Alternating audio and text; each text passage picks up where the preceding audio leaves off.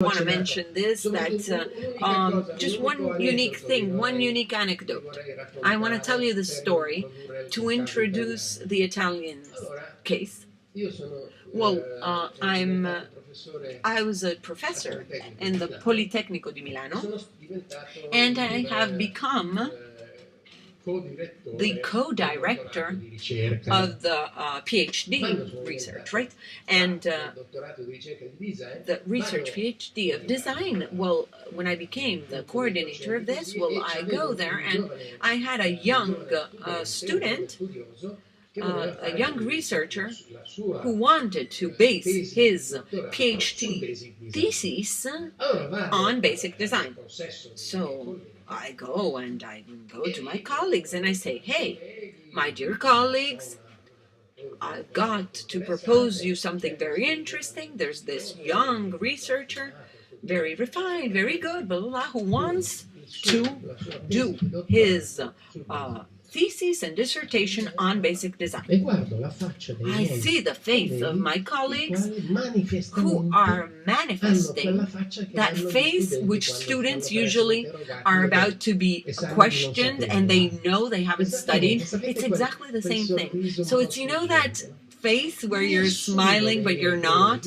None of my colleagues, Tomas was not there, it was me acting as Tomas. Tomas wasn't there, so Maldonado Maldonado was not there, and who was the coordinator.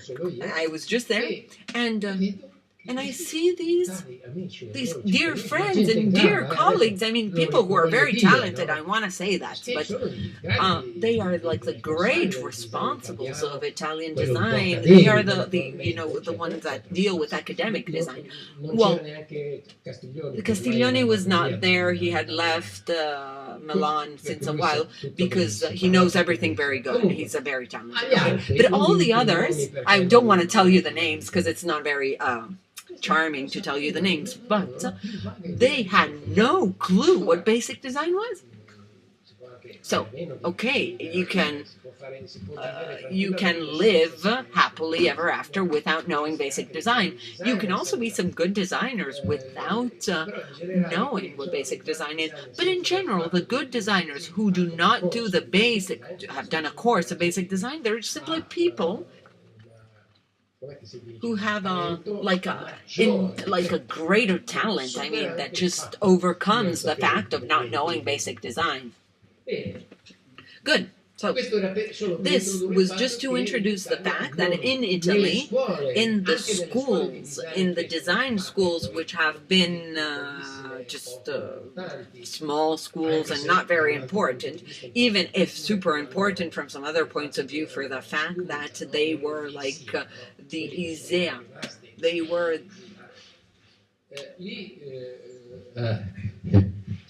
Sorry, sometimes I always forget about this microphone. Allora, in Italy non c'era basic design. There was no basic design. Substantially, there was no culture of basic design. There wasn't a culture of basic design. And therefore, no one knew what basic design was. Even if in the rest of the world everyone knows what basic design is. Well, I want to attract your attention on this fact. Because maybe they're in a certain phase, especially, you know, in the phase that preceded us, you know, that postmodernity. They were against basic design, but they were taking a stance in this, this phenomenon. Now things have changed. I mean, things have changed, really. I don't know if you have heard of how much we speak about simplicity all over the world. Simplicity. The simplicity brings us back to the basic design. Just another chapter that I want to close, but I want to say that the postmodern is out. Finished. Done. So, this is Munari. Well, if you look at this object, this is a thing called A con A, B con B, A with A, B with B. It's an object which is sold by Corraini, yes, in the Gallery 121+. Well, I'm just doing advertising because really it's something that is so beautiful that I want to advertise. If you go now to the Museo del Novecento, there is a gigantic version of this object hanging there. A con A with A, B with B. This is typically a basic thing, a basic language. Let's go on. Actually, I have to go on, sorry. You guys stay there. So this is very, very interesting. It's called Tetracono. It's always a project of Munari. How you can notice Munari was practically... I don't know if he would have accepted the fact of being baptized as basic designer, because I mean he didn't want to have any kind of definition. I mean, he was an excellent person also according to this point of view. He didn't want to be defined. I want to say that I have been pretty lucky with my teachers, my masters, because my first teacher was great protagonist has been Lucio Fontana. Then I met Munari.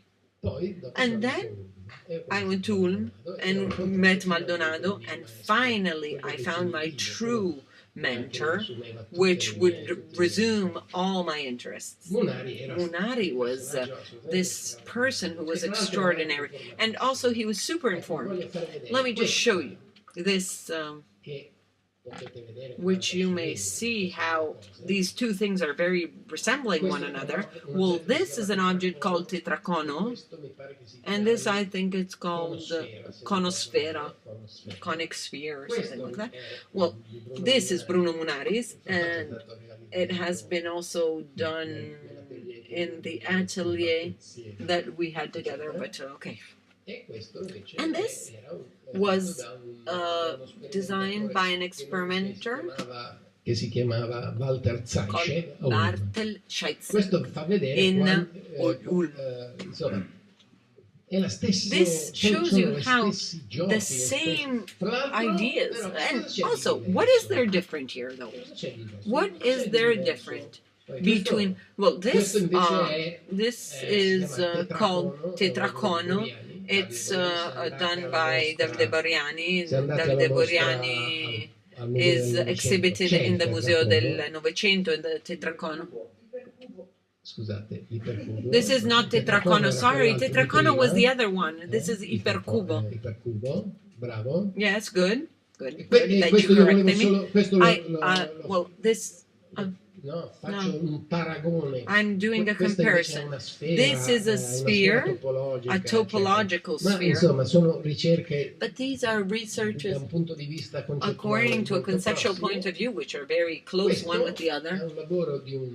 This is a work of an artist of the Cinetic and programmed art called Giovanni Anceschi. And this is what we've seen before, right? I just want you to see, compare.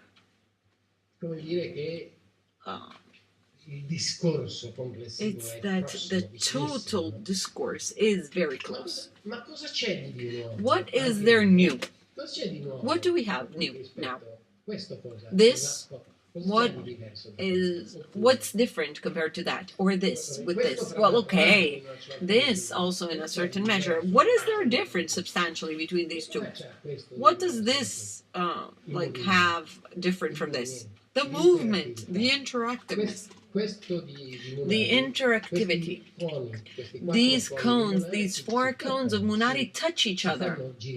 They can be spun around, and in fact, you see there are three variations, like three pictures. It's the same object, right? But photographed in three different times, at three different times. Same thing with this. This is the analogy, which is more conceptual. But in this case, the analogy is not... What's the difference? The difference is that in this case, this one moves. This is kinetic.